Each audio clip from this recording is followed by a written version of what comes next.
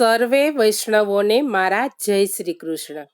આપ સર્વેનું મારી ચેનલ હસુ પટેલમાં સ્વાગત છે.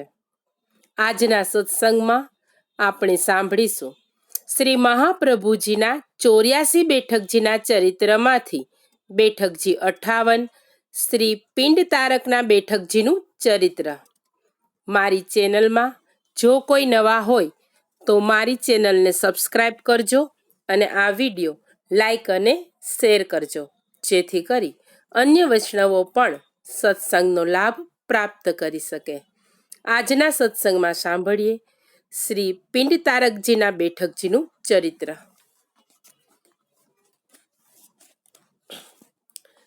સૌરાષ્ટ્રના વાયવ્ય ખૂણે જામનગરથી દ્વારકા જતા રસ્તામાં ભાટિયા નામનું રેલવે સ્ટેશન આવે છે. ત્યાંથી 14 માઇલ દૂર પિંડારા નામનું ગામ આવેલું છે. આ ગામથી એકાદ માઇલ દૂર પિંડ તારક નામનું તીર્થસ્થાન આવેલું છે. ત્યાં એકદમ એકાંત સ્થાનમાં શ્રી મહાપ્રભુજીના બેઠકજી બિરાજે છે. મુકામની અને મહાપ્રસાદની વ્યવસ્થા છે. શ્રી મહાપ્રભુજી અહીં પધાર્યા ત્યારે એક છોકરના વૃક્ષ નીચે બિરાજ્યા હતા.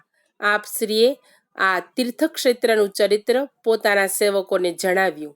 આપે આજ્ઞા કરી કે જ્યારે ભગવાન શ્રી કૃષ્ણે દ્વારકા નગરી વસાવી ત્યાં મુકામ કર્યો ત્યારે આપના દર્શન કરવા માટે બધા તીર્થક્ષેત્રો પણ દ્વારકાની આજુબાજુ આવી અને વસ્યા હતા. આ ક્ષેત્રમાં દુર્વાસા ઋષિ આવીને વસ્યા હતા. તેમનો અહીં આશ્રમ હતો. માટે આપણે પણ આ ક્ષેત્રમાં શ્રી ભાગવત પારાયણ કરીશું. ત્યારે એક બ્રાહ્મણ દરરોજ કથા સાંભળવા આવતા હતા.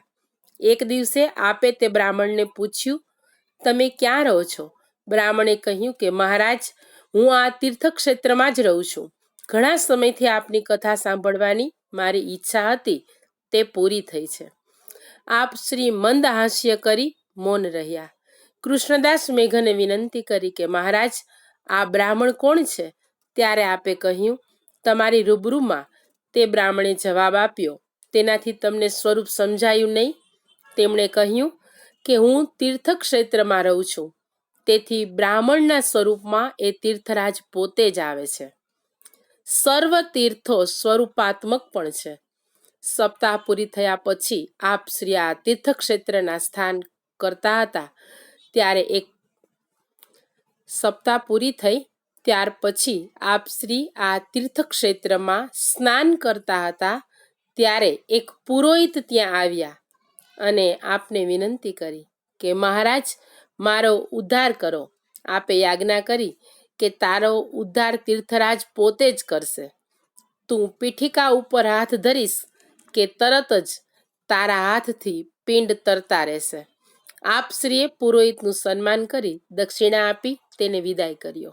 આપ શ્રીએ અહીં કૃપા કટાક્ષથી ઘણા પશુ પંખીઓનો પણ ઉદ્ધાર કર્યો.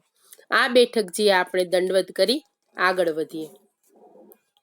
શ્રી પિંડ તારકના બેઠકજીમાં બિરાજતા શ્રી વલ્લભને આપણા પૂર્ણ પ્રેમે સાષ્ટાંગ દંડવત પ્રણામ પહોંચે. વૈષ્ણવો, આજના સત્સંગને અહીં વિરામ આપીશું.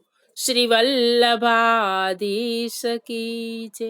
સર્વે વૈષ્ણવોને મારા જય શ્રી કૃષ્ણ.